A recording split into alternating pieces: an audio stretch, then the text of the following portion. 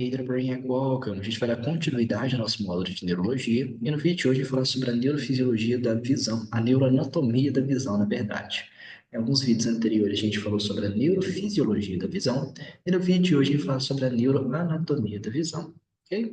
Então a gente vai entender as estruturas que a gente tem no nosso globo ocular. Então hoje eu vou compartilhar minha tela com vocês para dar início à nossa explicação. Vou colocar no modo apresentação que fica melhor da gente assistir também. Tá bom? Pessoal, então esse vídeo ele tem como principal intuito fazer uma revisão para a nossa prova prática. Então a gente vai seguir o nosso roteiro da professora doutora Maria Lúcia, tudo bem? E ela divide o estudo do olho para a gente em três grandes momentos. No primeiro momento a gente fala sobre o aparelho lacrimal, depois o bulbo do olho e os músculos extrínsecos do olho, tá bem? E aí indicar a ação de cada músculo, ok? Então eu vou passar nessa mesma ordem que ela pediu para a gente passar. Então, pessoal, aqui, com relação à parte lacrimal do olho, o que que a gente pode visualizar? A pálpebra superior, a pálpebra inferior, o ângulo lateral e o ângulo medial do olho. Aqui nessa parte lateral do olho, a gente consegue ver a glândula lacrimal. A glândula lacrimal é dividida em duas partes. Na parte palpebral, que está mais próxima da pálpebra, e na parte orbital, que está mais próxima da órbita. Órbita é aqueles conjuntos de ossos que o nosso globo ocular ele fica inserido. Então, mais uma vez, a glândula lacrimal, dividida em parte palpebral, perto da pálpebra, e parte orbital, perto da órbita. Ok? A gente consegue ver também essa parte que é mais rosadinha, essa pelinha aqui que é chamada de carúncula. Além da carúncula, a gente consegue ver os canalículos, que eles vão drenar as lágrimas, que eles levam para o saco lacrimal. Do saco lacrimal, eles vão descer por meio do ducto nasolacrimal. É a comunicação entre o nosso olho e o nosso nariz. Esse ducto nasolacrimal vai desembocar a nível do meato nasal inferior. Então, lembra que a gente tem as estruturas na nossa cavidade nasal, que é a concha nasal superior, média e inferior, e a gente tem os espaços, o meato nasal superior, médio e inferior. O ducto nasolacrimal ele vai desembocar a nível do meato nasal inferior, tudo bem? Eu estou reforçando isso porque ela pediu para a gente identificar o ducto nasolacrimal e onde ele desemboca. Então, a nível do meato nasal inferior, tudo bem? Com relação às outras partes, eu acho que já foi pálpebra superior, inferior, ângulo lateral, carúncula, glândula lacrimal, parte orbital, parte palpebral, o saco lacrimal e ducto nasolacrimal, ok? Então, pessoal, agora com relação à anatomia do bulbo do olho, a gente vai dividir essa anatomia numa parte fibrosa, ou parte externa, uma parte intermediária, ou parte vascular, e uma parte interna, ou parte neurosensorial, tudo bem? Então, vamos começar pela parte externa, pela parte fibrosa. Então, galera, o que que a gente tem na nossa parte fibrosa? A gente vai ter anteriormente aqui a córnea, e a córnea, ela é revestida por uma camada que é chamada de conjuntiva, tudo bem? E sequente à córnea, a gente tem essa parte branca do nosso olho, que ela vai dar a estrutura do olho mesmo. Essa parte ela é chamada de esclera. E entre a esclera e a córnea, a gente tem essa parte de transição entre a córnea e a esclera, que ela é chamada de limbo. O limbo é o local onde as células pluripotentes elas vão ficar, então onde as células basais elas vão se diferenciar. Isso é uma parte muito importante. O local de incisão também, quando a pessoa vai fazer cirurgia de catarata, né? Uma parte muito importante é o limbo, ok? Então, a córnea, a gente tem a parte branca, que dá a estrutura do olho, que é a esclera, e o limbo, que é o local de transição. A conjuntiva vai ser a estrutura que reveste a córnea, tudo bem? Então, galera, com relação à parte intermediária, que é a túnica vascular, o que que a gente consegue ver? Vocês estão vendo que a gente tem a parte mais externa, que seria a esclera?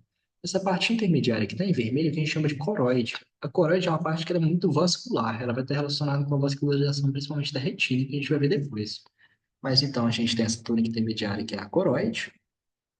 Ela vai ser escura também, que ela não está sendo representada escura, mas ela tem que ser escura para ela não refletir a luz que vai chegar aqui dentro do olho. Além da coroide, a gente consegue visualizar a pupila e a íris. Aqui nessa imagem eu acho que a gente consegue visualizar melhor. A pupila vai ser esse buraquinho aqui. E tudo lá a gente vê preto justamente por conta da corióide, porque a corióide ela é mais escura, ela é mais preta mesmo. Então a pupila vai ser esse buraquinho e a íris vai ser essa parte colorida do olho. A íris é dividida em dois músculos. A gente tem a íris que ela é formada pelo o músculo esfíncter, que ele fica mais próximo da pupila, e pelo músculo dilatador, que ele fica mais externo. O esfíncter, ele vai fechar a pupila. E o dilatador, ele vai dilatar a pupila. O esfíncter contrai e o dilatador, ele vai dilatar. Isso acontece para regular a entrada de luz que vai entrar aqui na pupila. Quando ele contrai, diminui a entrada de luz, e quando ele dilata, vai aumentar a entrada de luz.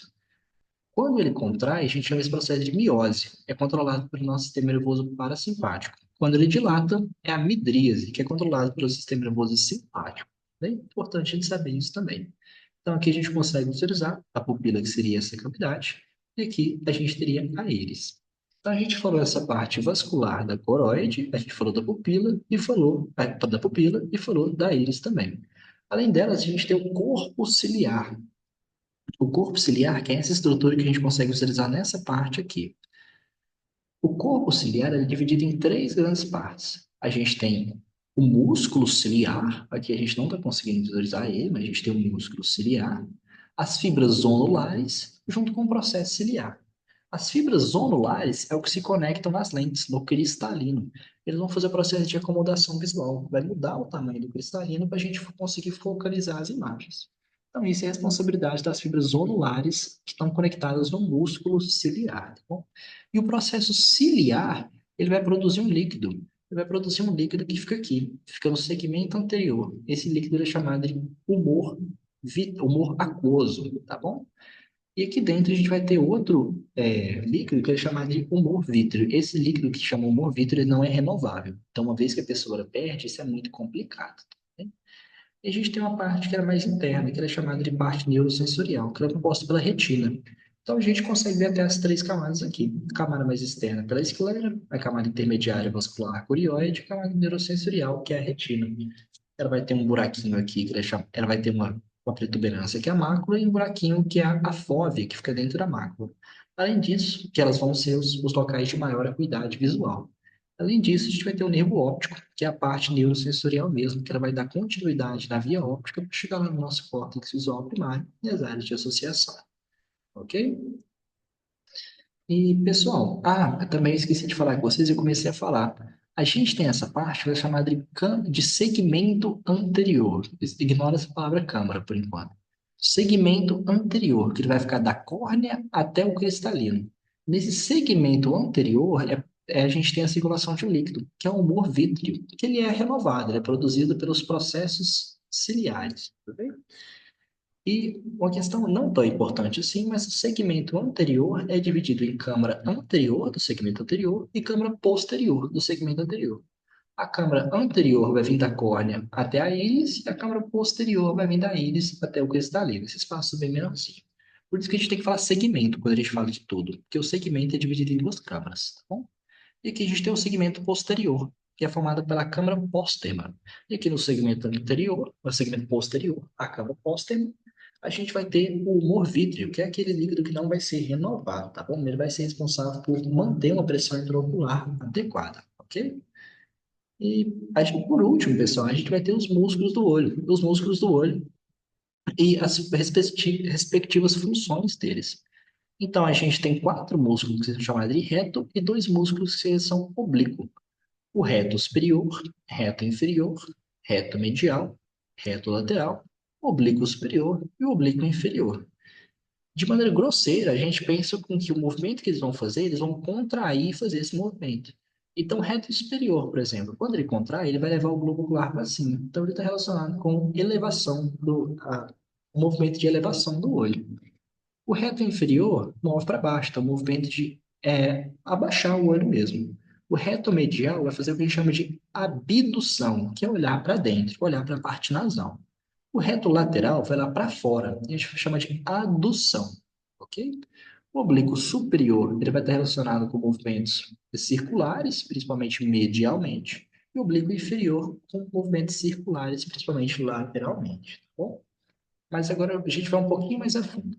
O reto superior, além de elevar o olho, ele vai fazer também um movimento de abdução. O reto inferior também, ele vai olhar para baixo e fazer um movimento de abdução. O reto medial também abdução. Agora os outros três eles vão fazer de adução. Por quê? Porque o reto lateral faz só adução, só olhar para fora. O oblíquo superior vai rotacionar o nosso globo ocular medialmente e fazer fazer a adução, que é olhar para fora. E o oblíquo inferior, além dele rotacionar lateralmente, ele também vai ser responsável por fazer o movimento de adução de olhar para fora. Ok? Então vamos passar para o roteiro uma última vez para ver se a gente conseguiu contemplar tudo que a gente queria. Glândula superior e inferior, ângulo lateral e medial do olho, a carúncula, que é aquela pelinha, a glândula lacrimal, que tem a parte orbital e palpebral, o saco lacrimal, o ducto nasolacrimal, que ele vai desembocar a nível do meato nasal inferior. Na túnica fibrosa, a conjuntiva, que é aquela estrutura que vai revestir a córnea, a esclera, que é a parte que dá sustentação, e o limbo, que é o processo de transição entre a córnea e a esclera. Túnica vascular, a gente viu a corioide, que é aquela parte vascular mais escura, o corpo ciliar dividido em músculo ciliar, processos ciliares que produzem o humor aquoso e as fibras ondulares que vão fazer o processo de acomodação visual. A íris que tem músculo esfíncter mais interno, então ele vai contrair, e músculo dilatador, que ele é externo, que ele vai dilatar o olho mesmo. A pupila, que é a parte, que é o buraquinho, e o cristalino, que é a lente do nosso olho. E a túnica interna neurosensorial é formada pela retina, que vai ter a mácula, a fóvea e a parte nervosa mesmo, que vai ser o nervo, o nervo óptico. Bem? Depois a gente viu o segmento anterior, é a parte onde tem o humor aquoso, e é dividido em duas partes. A parte é meio chatinha, mas o segmento anterior é dividido em câmara anterior e câmara posterior. As duas vão ter o humor aquoso. E o segmento posterior, é formado pela câmara póstema, composta pelo órgão orvítreo. E, por último, os músculos e as respectivas funções. Então, reto superior, olhar para cima e para dentro, a abdução. Reto inferior, abaixar e olhar para dentro. Reto lateral, olhar para fora, a adução. Reto medial, olhar para dentro, a abdução. Oblíquo superior, movimento de rotação medial e olhar para o lado, então para fora, que é a adução. E o oblíquo inferior, que é. Pessoal, eu falei o contrário. Nossa, eu falei o contrário a aula inteira. Desculpa, gente. Abdução significa olhar para fora. Adução significa olhar para dentro. Perdão por ter confundido isso, mas esse é o conceito que eu quero que vocês tenham. Abdução com B, olhar para fora, adução, olhar para dentro. Eu tinha confundido isso. E o oblíquo inferior queria fazer um movimento de abdução, ou seja, de olhar para fora, e de rotacionar o olho lateralmente, tudo bem? Então, pessoal, esses são os conceitos que eu queria que vocês soubessem na aula de hoje. Espero que o coração tenha ajudado. Até uma próxima aula. Sim.